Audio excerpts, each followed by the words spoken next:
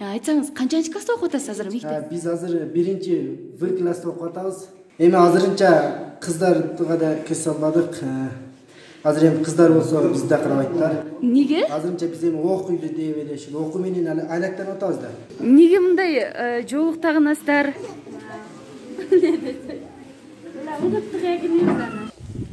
Негизи сатушундай анан шындай тагынан кызыл кийебиз да.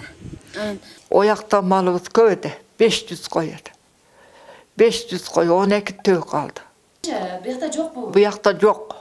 Малыбыз жок. Азыр чайкатып эркин берет биркеден. Бияк окуусу бар. Бияк жакшы. Памир кандай эле? Памир сугады. Сугада бияктан ысык жер береби деп келет.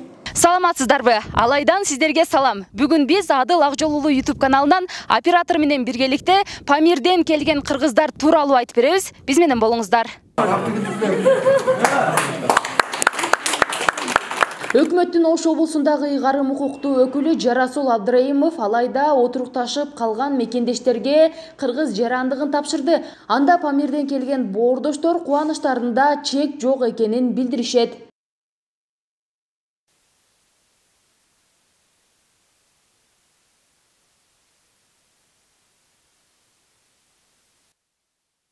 Мектепте билим алган памирлик жаштарды сүйлөшүүгө чакырдык. Анда алар билимин тереңдетип, жакшы максаттарды коюшканын айтышат. Неге мындай жоолуктагынасыздар?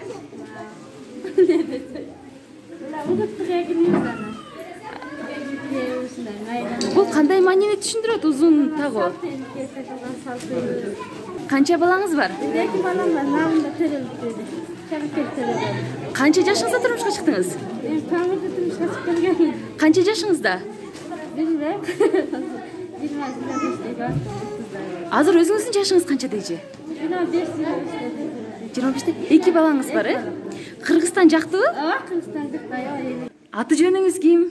Мен Оганбек Улунаби.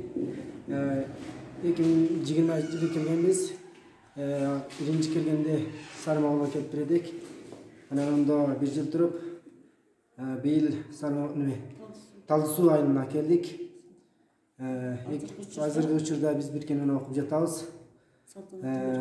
Окуубуз жакшы. Анан Сармагулда болсо Самареже окутуп турат. Айтсаңыз, канчанчы класста окуп атасыз азыр мектеп? Биз азыр 1-В класста окуп атабыз. Анан Тамгаларды үйрөнүп калдыңызбы? Тамгаларды азырынча үйрөнүп, жазганды, окуганды жакшы эле үйрөнүп калдык да.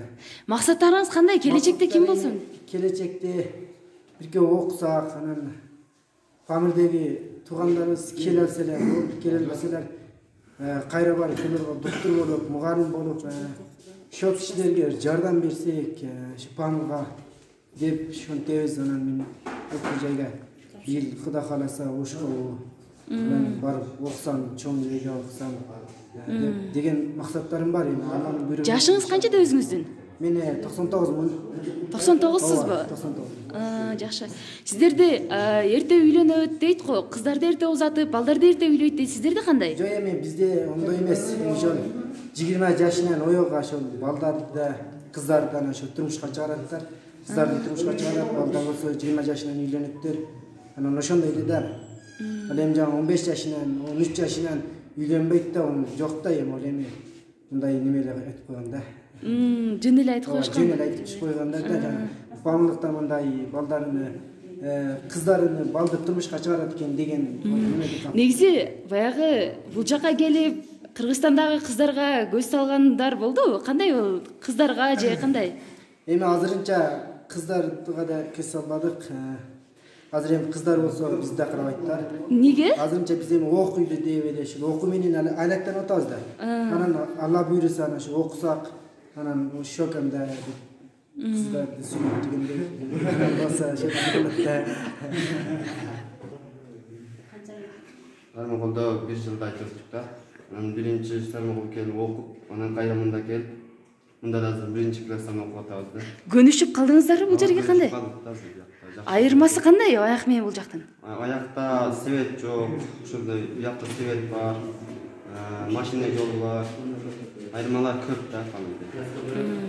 Сен ошо өкмөттүн Ош облусундагы өкүлүнө кайрылуу жасаган памирлик жигит, жаш өспүрүм. Жашың канчада, атың ким? Неме жашым 7-де, атым Хусейн. Хусейн, бул жака качан келдиң Кыргызстанга? Бул жакка ошо кышта келген. Кышта келип неме окуган, неме хаттан айтып, экен хаттанытып, бирге кошуп окуп калдым. Аяк жакшыбы же бул жак жакшыбы? Бияк окуусу бар, бияк жакшы. Памир кандай эле? Памир суугеде. Суугеде бияктан ысык жер береби деп келет. Ысык жерге бербей кайра неме ысык жер. Жанагы каттан нелерди жаздың, айтып берчи. Каттабы? Бизде ошко барып цирк, неме шаарларды көрсөтүп беребиз. Шаарга баргың келип атабы? Атың ким, жашың канчада? 14 жашта. 14 жаштасың. Мектепте канчанчы класста окуйсуң? 1-чи класста окуйсуңбу? Памирден качан келдиңер? Былтыр келдиңерби? Кыргызстан жактыбы? Эмнеси менен жакты? Билим эле жактыбы? Мына тыйындарды нелерди тагын алгансыңар, ошону түшүндүрүп берсең? Буларды биздин салт ушундай, немеде жакта кадим ушундай экен, азыр ушундай тагынабыз. Неге мындай тагынасыңар? Негизи салт ушундай, анан биз ушундай тагынабыз. Кызыл кийебиз да. Анан топчу деген нерселерди көптөнөбүз. Бул кандай? Жаш кыз деген белгиби кандай? Турмушка чыга элек дегенби? Жок, неме окшош. Айырмасы окшошпу? Бардыгы да ушундай. Турмушка чыккан аялдар да ушундай, кыздар. Кандай максаттарың бар чоңойгондо? Мугалим болгуң келет. Үйдө эмне иш кыласың күндө? Үйдө ишим неме кылам? Балдарды соротуп. Бала карайсыңбы? Ошо кызыл түстөгү кийимди кийгениңер канча жашка чейин киет кызыл түстөгү кийимди? Ушуну 20 уш киерет. Ушу карагачы. Муну тагынган жүдө неме болуп калбайсыңарбы, оорбой? Үйрөнгөн бизде. Үйрөнгөнсүңөр,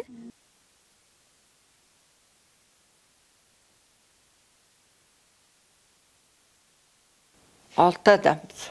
Бала барка менен. Тар эмеспиби? Көрбөдүм. Үй жакшы эле. Мана үйбү? Мана үй жакшы. Мана чоңу ол ашпазканасы, анал жатакана. Бул жатакана. Эми баягы кийимдериңизди дагы үстүңүздөгүнү өзүңүз тиккен окшойсуз, Памираттан кийип келген эгиндерим. Мына келгели бери эгин бербеди, эгиним жок. Bir çekesi kar köp düşüyor ekan bu yerge. Soğuk sımal ekan. Oyakta malımız köydü. 500 koydu. 500 koy, 12 tüy kaldı. Bu yakta yok bu? Bu yakta yok. Malımız yok. Hazır çay katık her gün beret bir geden. Bizim mal balımız kança kalgan. Hazır bizge kar jüt bolup tur bilbike körak öldü xabar var. Anan kardan aşkanı bolsa Kандай алып кетебиз деп шонун көйгөйдө жатабыз. Кандай кабарлашасыздар памирликтер менен? Памирликтер менен жол немеге түшөт да, алар шаарга түшөтчү. Бир 100 километр жери сончолук болсо керек. Эми жашоо азырында мамлекет эле карап атат. Баягы күн помощти мамлекет эле берип атат. Дегендей балдарга пасая байлап берген. Пасая менен болот. Анан апам болсо пенсияга чыгып тур эди. Кечеги айында бербей калды. Балдарды кошо тийди, апамды тийбей калды. Кийингиде кошуп берилет деди. Анан бербей. Анан бир-эки бала баркан болсо өтүп кетти ал жакта. Канчасы өтүп кеттиңиз? 5 бала өтүп кетти. Неге? Эми ал немен сууктун немесин айырмасы анан дары-дармек доктордун жоктугунан ошондой болуп тур эди. Илгери да канча жыл балдыр. Азыр болсо анда да жакшы болуп калган. Врачтар барат. Больницалар бар. Азырында бирге жакшы болуп калды айырмалап. Киргизүүдө иштешүү кандай болду? Ошо Памирден келгенде башында кандай эле? Булар өзү башында келгенде бизге алайыр ойна 49 жаран келген. Жалпы Кейін барындан қошып жалпы 87 жаран келіп, бұл жерге бір нәрісте көрелді 88 жаран. Бүгінгі күнде бұларды талдысы Сатымол айлы өкіметінде келгенден баштап эле 1-ші классқа оқытып баштағанбыз.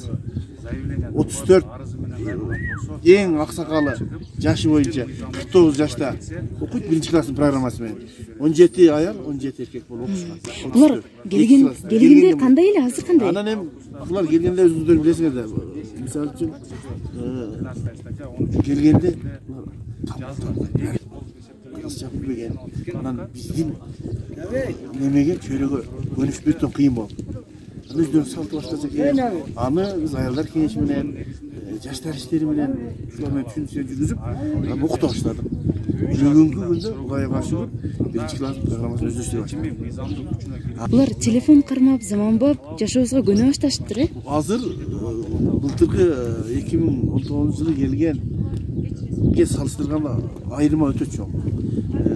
Биз менен баарлашуусу, мамиле кылышуусу, тамгаттанып мындай өздөрүнүн мындай азыркы технология менен айтканда телефон сүйлөшүүлөр, WhatsApp'тарды пайдалануу уже биздин салт санабызга көнүп келатат. Кудай болсо дагы жакшыртабыз. Мына бүгүн жарандык алып турушат, аябай кубанычта, сүйүнүчтө. Себеби анткени Кыргызстандын жараны болуп, мындан аракет кылганга мен ойлойм көп жардам болот. Рахмат.